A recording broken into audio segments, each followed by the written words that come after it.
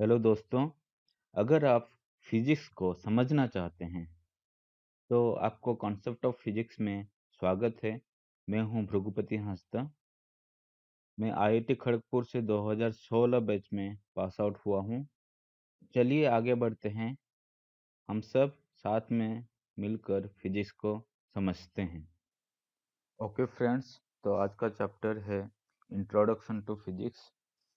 तो इसमें हम पढ़ेंगे what is physics, physics and mathematics, physics और गणित में क्या संबंध है, यूनिट्स जो भी एसआई यूनिट्स वगैरह होते हैं तो उनके बारे में पढ़ेंगे, वो कैसे आए, definition of base units, dimensions, use of dimension, order of magnitude, the structure of world, और कुछ हम एग्जाम्पल को सॉल्व करेंगे। तो यहाँ पे हम आते हैं व्हाट इज फिजिक्स, फिजिक्स क्या है।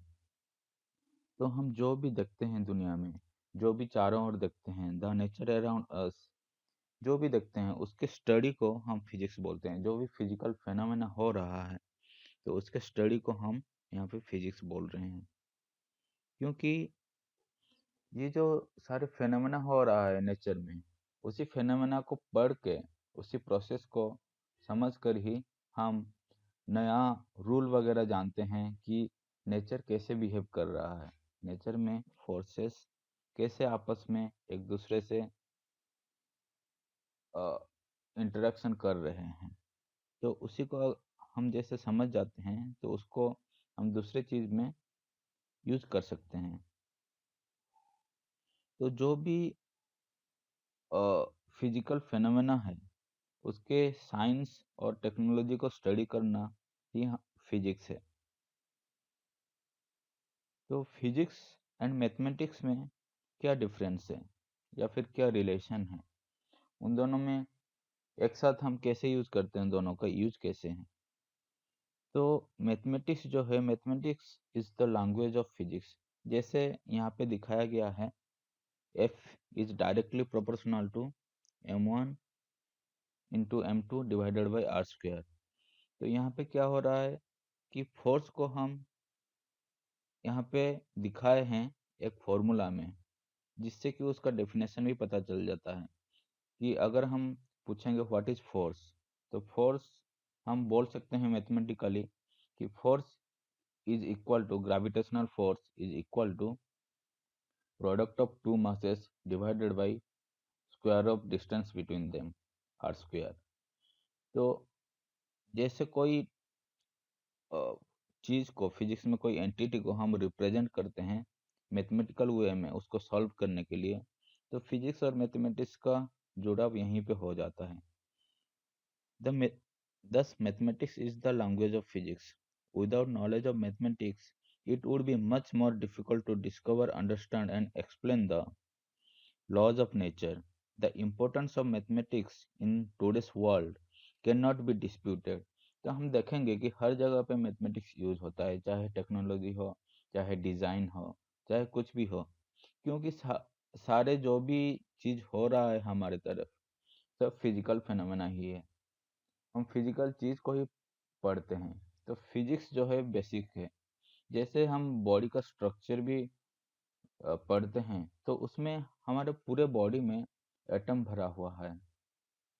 तो हर चीज एटम से बना हुआ है, सेल भी एटम से बना हुआ है, एंजाइम, न्यूक्लियस।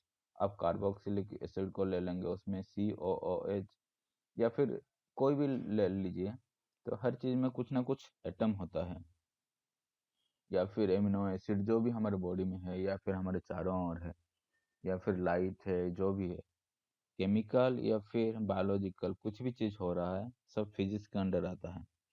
वो सब फिजिक्स का अलग अलग एक ब्रांच है। हम फिजिक्स में जनरली मेजरमेंट के ऊपर पढ़ते हैं, कैसे नेचर के लॉज एक दूसरे के ऊपर एक्ट करते हैं और कैसे मूवमेंट वगैरह होता है, हम उसी के ऊपर पढ़ते हैं।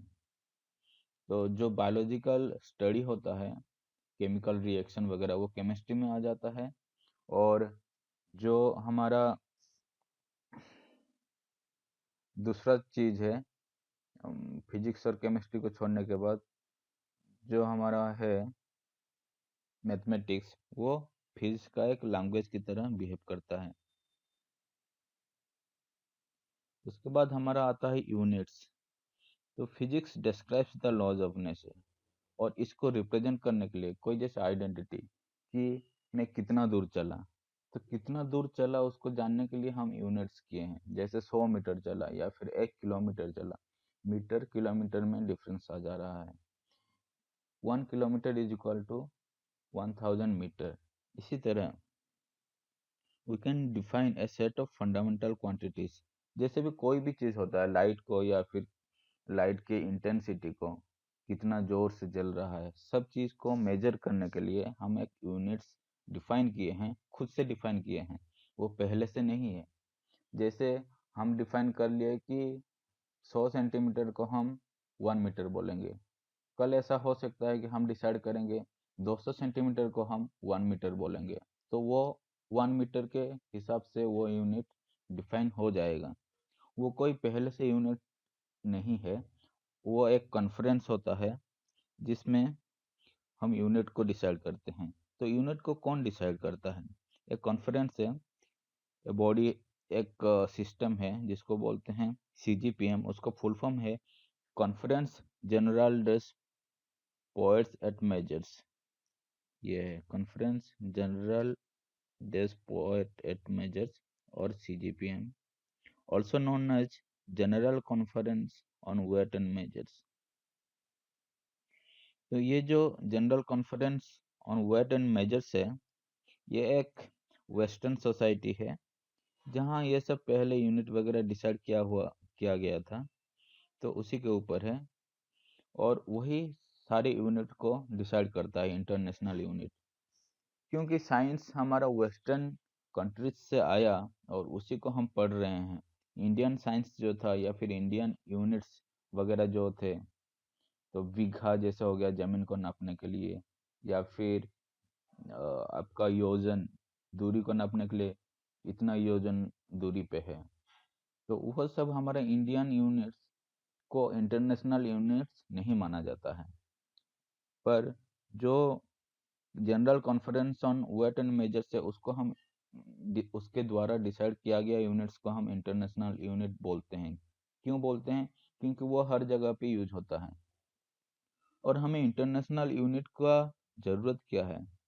जैसे मैं यहाँ पे दूरी को 1 मीटर बोलूँगा जो 100 सेंटीमीटर है, दूसरे जगह पे अगर उसी 1 मीटर को 150 सेंटीमीटर के हिसाब से हम डिफाइन कर देंगे, तो दो जगह पे अलग अलग यूनिट होगा और हमें कैलकुलेशन में डिफ़िकल्टीज होगा। इसलिए एक इंटरनेशनल यूनिट बनाया जाता है जिसको SI यूनिट बोला जाता है, उसको हम बाद में पढ़ेंगे। तो इसमें आता है फंडामेंटल एंड डेराइव्ड क्वांटिटीज। दो चीज होता है, एक फंडामेंटल है उसको हम डिफाइन ही करते हैं, फिर उन्हीं फंडामेंटल यूनिट्स को लेकर नया यूनिट्स बनाया जाता है जिनको डिराइव्ड क्वांटिटीज बोलते हैं। तो we can define a set of fundamental quantities as follows. The fundamental quantities should be independent of each other. वो आपस में एक दूसरे पे निर्भर नहीं करना चाहिए। फंडामेंटल क्वांटिटीज वो स्वतंत्र होना चाहिए। ऑल अदर क्वांटिटीज में be expressed in terms of the fundamental quantities. तो बाकी जो भी क्वांटिटीज हैं, डिराइव्ड क्वांटिटीज हैं, वो सब फंडामेंटल क्वांटिटीज में ही एक्सप्रेस किया जाएगा। तो इन्हीं फंडामेंटल क्वांटिटीज को ही SI यूनिट्स कहा जाता है, जो कि international system of unit full फॉर्म है इसका। SI यूनिट का फुल फॉर्म क्या है? International system of units. It is abbreviated as SI from the French name Les Systèmes Internationaux de Units। इसी से ही इसका नाम SI रखा गया है, इसको फ्रेंच में बोलते हैं। This system is widely used throughout the world। ये दुनिया के हर कोने में यही यूज किया जाता है, एक इंटरनेशनल सेट ऑफ यूनिट्स के हिसाब से। तो हमारे पास कितने फंडामेंटल यूनिट्स हैं? हमारे पास 7 फंडामेंटल यूनिट्स हैं। उनका क्वांटिटी क्या है? जैसे लेंथ, अगर हम लंबाई को नापेंगे तो उसको हम SI यूनिट उसका क्या है? मीटर है। मास को नापेंगे तो उसका SI यूनिट किलोग्राम है।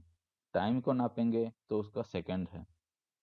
इलेक्ट्रिक करंट, जो भी हमारे इलेक्ट्रिक बल्ब वगैरह जलता है, उसको अगर हम नापेंगे तो उसका बेसिक एसआई यूनिट है एम्पियर।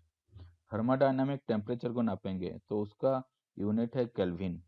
अमाउंट ऑफ सब्सटेंस को नापेंगे तो उसका यूनिट है मोल, कितना सब्सटेंस है, कितना अमाउंट का है।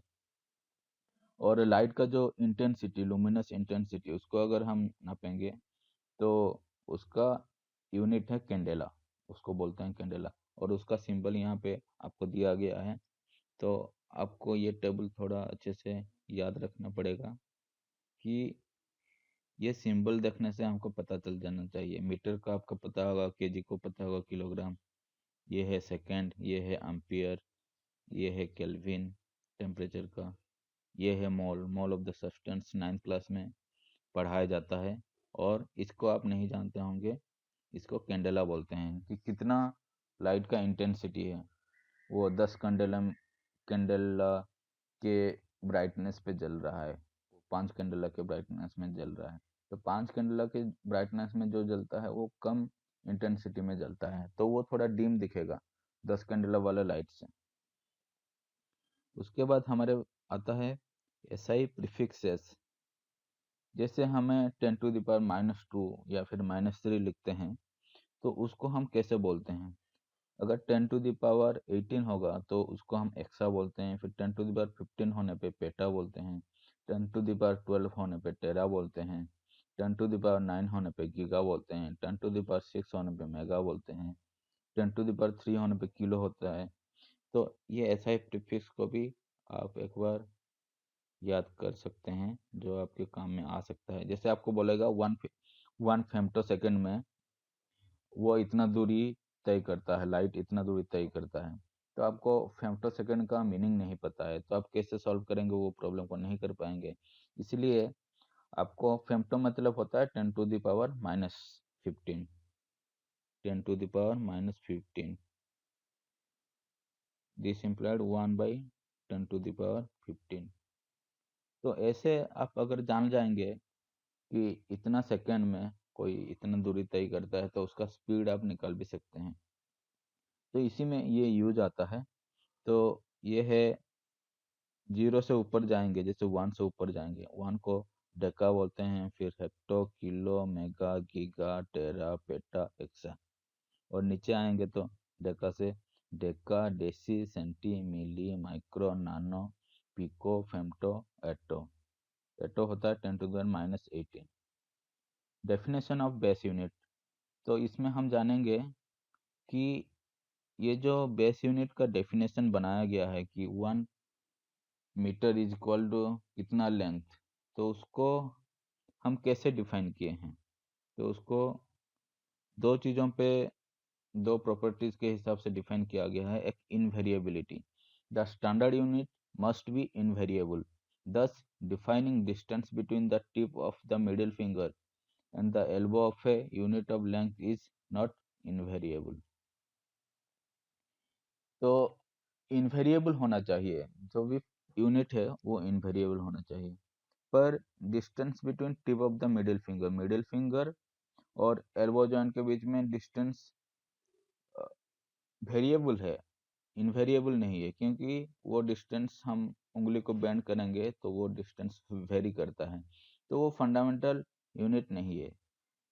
तो फंडामेंटल यूनिट को डिफाइन करने के लिए उसको इनवेरिएबल होना चाहिए, फिक्स होना चाहिए, डिस्टेंस चेंज नहीं होना चाहिए समय के अनुसार। Availability, the standard unit should be easily made available for comparing with other quantities.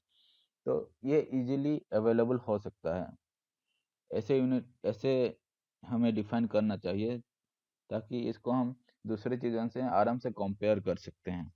इसलिए ज़्यादा कम या ज़्यादा लंबा नहीं होना चाहिए, इतना छोटा मिनिमम होना चाहिए कि उसको हम दूसरी चीज़ों से कंपेयर कर सकते हैं आराम से।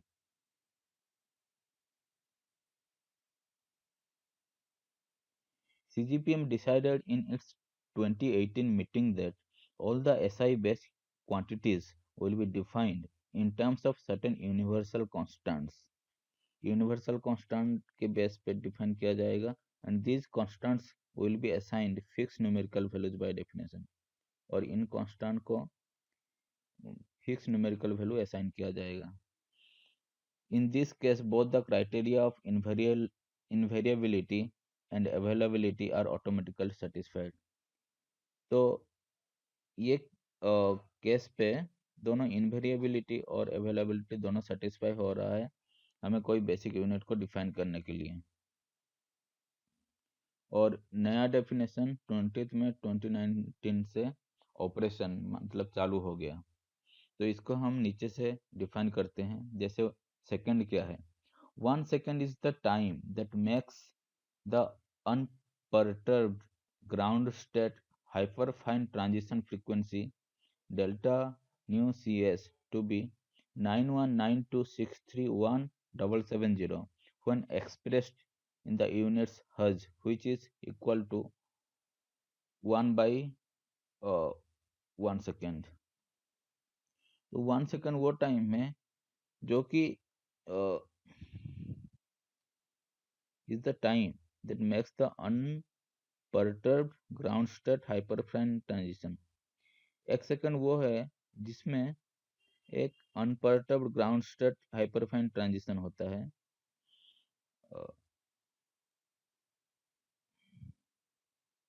ट्रांजिशन फ्रीक्वेंसी होता है, वो फ्रीक्वेंसी कितना होता है?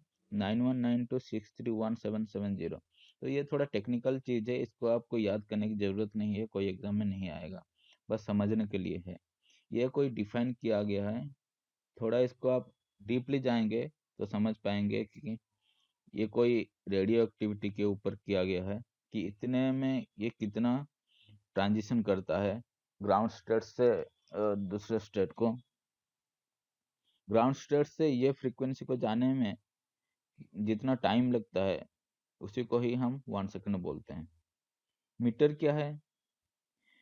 1 metre is the length that makes the speed of light in vacuum to be 299,792,458 when expressed in the units metre per second.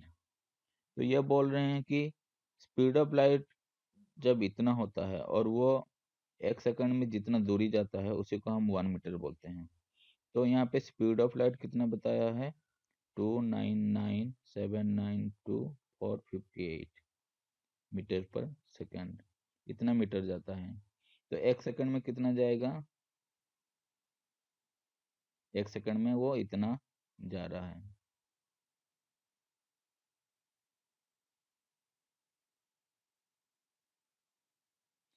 One meter is the length that makes the speed of light in vacuum to be इतना when expressed in the unit of metre per second. तो वो बोला है कि वो length है जो light का जो भी स्पीड है उसको वो इतने में इंटरप्रेट करता है. जैसे अगर हम 1 मीटर को बढ़ा के 150 cm कर देंगे तो 150 cm होने से लेंथ बढ़ जाएगा 1 मीटर का. तो स्पीड ऑफ लाइट इतना नहीं होगा, इतना वैल्यू नहीं होगा, उसका वैल्यू चेंज हो जाएगा.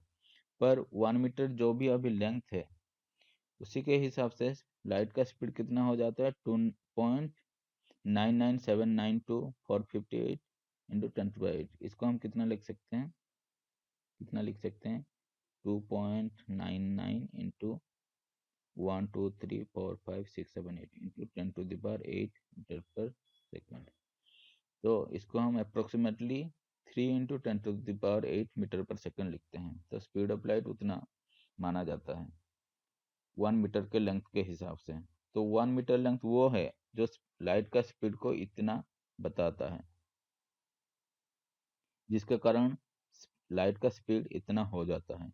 अगर 1 मीटर का लेंथ वेरी करेगा तो इतना ये डिस्टेंस ये जो वैल्यू है ये भी वेरी कर जाएगा, क्योंकि लाइट का स्पीड तो कांस्टेंट ही है ना. अगर हम 1 मीटर का लेंथ को वेरी करेंगे तो लाइट का स्पीड भी वेरी कर जाएगा, पर एसआई यूनिट के हिसाब से हमें इतना ही होना चाहिए. 1 किलोग्राम हम किसको बोलते हैं? 1 kilogram is the mass that makes the Planck's constant H to be 6.6260715 into 10 to the minus 31 when expressed in the unit joule into second, which is equal to kg dot meter square per second. where the meter and the second are defined in terms of C and delta VCS. Speed of light और frequency के हिसाब से उसको define किया जाता है metre, जो कि हम ऊपर देख लिए, मीटर और सेकंड को, टाइम को। तो इसमें बोल रहा है कि 1 kg वो मास का उतना अमाउंट है जो कि प्लैंक्स कांस्टेंट का वैल्यू को इतना करता है, 6.626 इंटू 10⁻⁻34 करता है।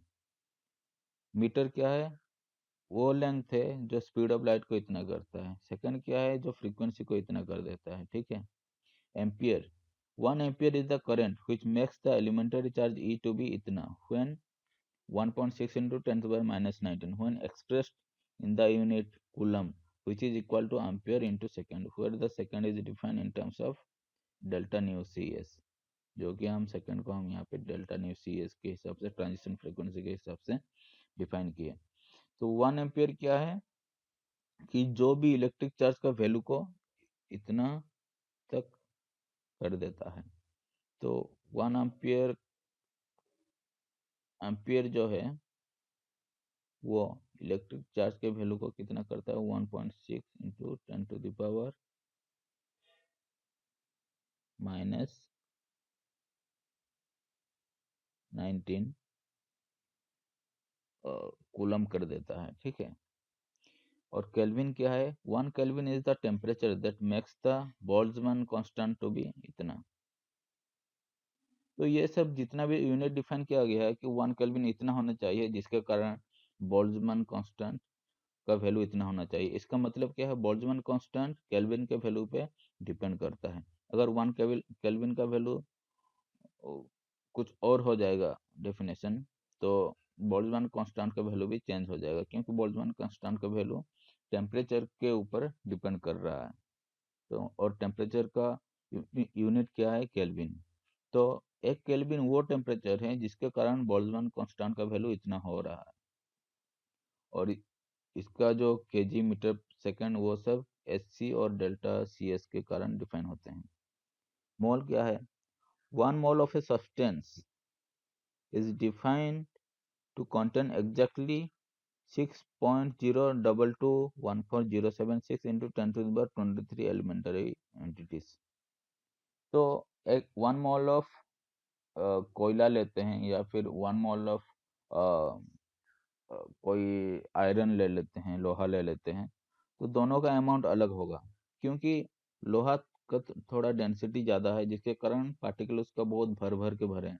तो 1 मोल ये 6.0221476 इंटू 10⁻23 पार्टिकल अगर इतने लोहे में आएंगे, तो ये अगर आयरन है, तो जो भी हम ले रहे हैं, जैसे दूसरा कोई सब ले लिए 1 मोल ऑफ कोल, तो 1 मोल ऑफ आयरन का अमाउंट अगर इतना होगा, 1 मोल ऑफ कोल का इतना हो सकता है, क्योंकि इसका डेंसिटी कम है, तो इसमें पार्टिकल थोड़ा लग लग के चिपक के नहीं है, जिसके कारण इसका वॉल्यूम बढ़ जाता है, और 1 मोल ऑफ आयरन का वॉल्यूम कम हो सकता है। तो मोल वो चीज है जिसका कारण 6.02 इंटू 10⁻23 एलिमेंटरी पार्टिकल उस चीज में होना चाहिए उसका। कैंडेला क्या है?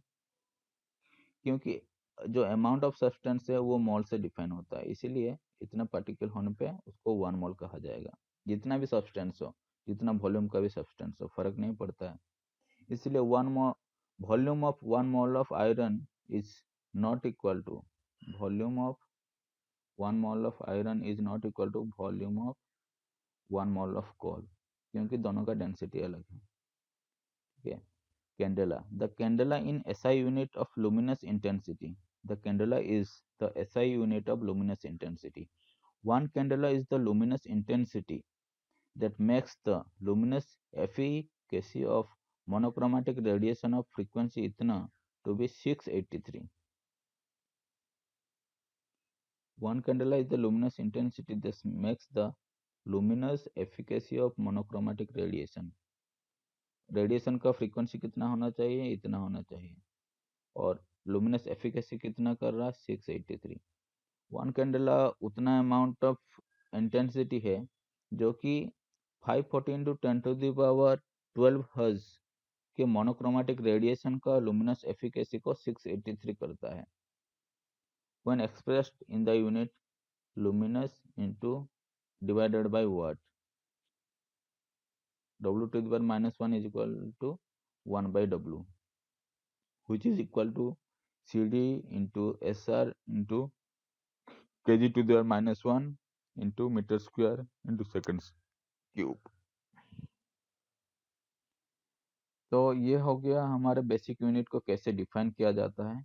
इसमें आपको याद करना पड़ेगा कि कैंडेला मोल जो भी है वो उतना यूनिट है जिसके कारण कोई जो फिक्स डिफाइन किया गया है यूनिट को, यहाँ पे जैसे इनवेरिएबिलिटी कहा गया कि define in terms of certain universal constant and this constant will be assigned fixed numerical values. तो यूनिवर्सल कांस्टेंट क्या किया गया, जैसे 9192631770 ये एक न्यूमेरिकल कांस्टेंट कर दिया गया, या फिर स्पीड ऑफ लाइट को इतना ही होना चाहिए स्पीड ऑफ लाइट, वो एक कांस्टेंट कर दिया गया। तो ये सब यूनिवर्सल कांस्टेंट है। Speed of light is equal to 2.99 × 10⁸ meter per second. तो इनके बेसिस पे हम जो एसआई यूनिट है उनको डिफाइन कर रहे हैं। तो ये इनवेरिएबल हो गए और ये हमेशा इजीली अवेलेबल भी हो गए। तो डायमेंशन पे आते हैं।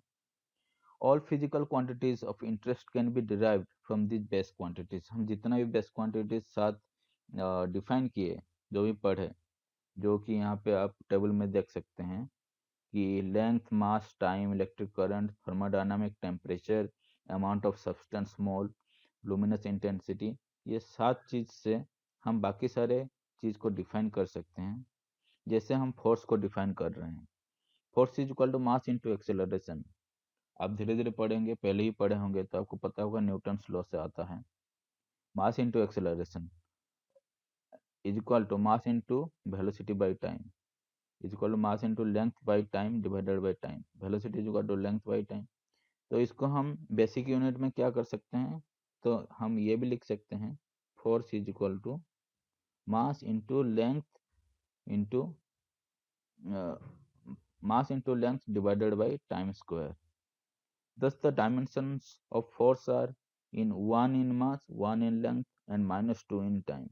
तो इसका डायमेंशन हम ऐसे पढ़ेंगे कि मास का डायमेंशन 1 है, लेंथ का 1 है, टाइम का -2 है। Dimensions in all other base quantities are 0। बाकी जो इसमें तो 3 बेस क्वांटिटीज है और बाकी जो 4 कैंडेला, मोल वगैरह हैं उन सब का यहाँ पे डायमेंशन 0 है। तो फोर्स को हम लिख सकते हैं m into L into T⁻⁻²। तो इसी तरह हम यहाँ पे एक एग्जाम्पल करेंगे। तो डायमेंशनल फॉर्मूला क्या लिख सकते हैं, m into L into T⁻²। Dimensions of force are 1 in mass, 1 in length and -2 in time। हम इससे जाने। तो calculate the dimensional formula of energy from the equation energy is equal to half mv²। तो इससे हमें dimensional analysis करने के लिए बोला है। हमें दिया है कि एनर्जी इस एक्सप्रेशन में लिखा जाता है E is equal to half mv², जो काइनेटिक एनर्जी है। तो E is equal to half into half, तो उसका कोई डायमेंशन नहीं है, उसको हटा दीजिए। E is equal to mass into velocity square. Velocity को हम क्या लिख सकते हैं, velocity length divided by time. L/T कर दिया, उसको स्क्वायर कर दिए। E is equal to m into L/T का होल स्क्वायर। तो m L to the power 2 T⁻², ये हो गया एनर्जी का डायमेंशन। तो ये हमारे डायमेंशनल एनालिसिस हो गया, डायमेंशन उसका पता चल गया। एनर्जी का कोई भी चीज होगा तो वो इसी तरह एनर्जी का डायमेंशन होगा, मास, लेंथ का स्क्वायर और T⁻²। Uses of dimension. हम डायमेंशन को कैसे यूज करते हैं, homogeneity of dimensions in an equation. जैसे हम कोई इक्वेशन लिखते हैं x is equal ut plus half it square, तो ये डिस्टेंस का फॉर्मूला है। तो x डिस्टेंस का यूनिट क्या है, l। तो u इंटू टी का वैल्यू भी l होना चाहिए, प्लस हाफ एट स्क्वायर का भी वैल्यू l डायमेंशन होना चाहिए। क्यों होना चाहिए? क्योंकि अगर ये लेंथ नहीं होगा, लेंथ प्लस लेंथ करने से ही लेंथ आएगा। तो इसमें हम देखते हैं ut का डायमेंशन हम क्या, वेलोसिटी इंटू टाइम। वेलोसिटी क्या होता है, length by time into time. Time cut गया, हमारे पास सिर्फ लेंथ बचा। इस तरह हाफ एट स्क्वायर का, हाफ का डायमेंशन कुछ नहीं है, आपको कर दीजिए at square. Acceleration into time square. Acceleration को क्या लिखते हैं, वेलोसिटी बाई टाइम, और वेलोसिटी को लेंथ बाई टाइम। तो यहाँ पे velocity by time into time square कर देंगे, और ये देखिए फिर ये टाइम नीचे आ जाएगा और ये कट जाएगा, तो इसका वैल्यू भी लेंथ होता है। तो इसमें कोई भी इक्वेशन में डायमेंशन का होमोजेनिटी होना चाहिए, लेंथ और लेंथ होना चाहिए, क्योंकि हम यहाँ पे x का भी डायमेंशन लेंथ है। लेफ्ट हैंड साइड में डायमेंशन l है, तो राइट हैंड साइड में भी l होना चाहिए होमोजेनियस होने के लिए इक्वेशन का। लिमिटेशन ऑफ मेथड, तो इसमें हमारा क्या लिमिटेशन आ रहा है डायमेंशनल यूज में। Note that the dimension of half at square is same as that of at square. Dimension of half at square is same as that of at square. Pure numbers are dimensionless. जिसमें यहाँ पे जो half है pure number, वो dimensionless है। Dimension does not depend on the magnitude. Due to this reason the equation x is equal to ut plus at square is also dimensional correct. ये equation भी dimensionally correct है, क्योंकि half का तो कोई dimension नहीं है। Thus a dimensionally correct equation, a dimensionally correct equation need not to be actually correct, but a dimensionally wrong equation must be wrong। तो इसमें हम क्या जानते हैं कि कोई, जैसे ये इक्वेशन डायमेंशनली करेक्ट है, इसका मतलब ये नहीं है कि ये इक्वेशन सही है, क्योंकि यहाँ पे जो नंबर है उस वो डायमेंशन लेस है, जिसके कारण हम जान नहीं पा रहे हैं नंबर का इम्पोर्टेंस है। पर जो इक्वेशन डायमेंशनली रॉन्ग है वो हमेशा रॉन्ग इक्वेशन ही होता है। Example, test dimensionally if the formula time is equal to 2 pi root over m by f by x may be correct, where t is time period, m is mass, f is force and x is distance। तो right hand side में हमारा क्या है, second है dimension, तो इधर भी हमारा सेकंड होना चाहिए, नहीं तो होमोजीनियस नहीं होगा। तो राइट हैंड साइड का हम पहले डायमेंशन निकाल लेते हैं। The dimension of the force is M L T to the minus two, जो पहले पढ़े थे। Thus the dimension of the right hand side is 2 पाई को हटा दीजिए, m है, m का m ही रहेगा, फोर्स का m l t to the minus two divided by l। तो l l यहाँ पे कट जाएगा, m m कट जाएगा, t to the minus two ऊपर चला जाएगा, तो उसका t ही रहेगा। तो इसका डायमेंशन t ही है, जो कि सेकंड को हम t में एक्सप्रेस कर रहे हैं, तो दोनों का डायमेंशन सही है, तो इसीलिए ये सही है। The left hand side is time period and hence the dimension is t। The dimension of both sides are equal and hence the formula may be correct. हमें पता नहीं है कि पूरा करेक्ट है, क्योंकि ये जो नंबर है वो नंबर कुछ भी हो सकता है, इसीलिए हम क्या लिखें, मे बी करेक्ट।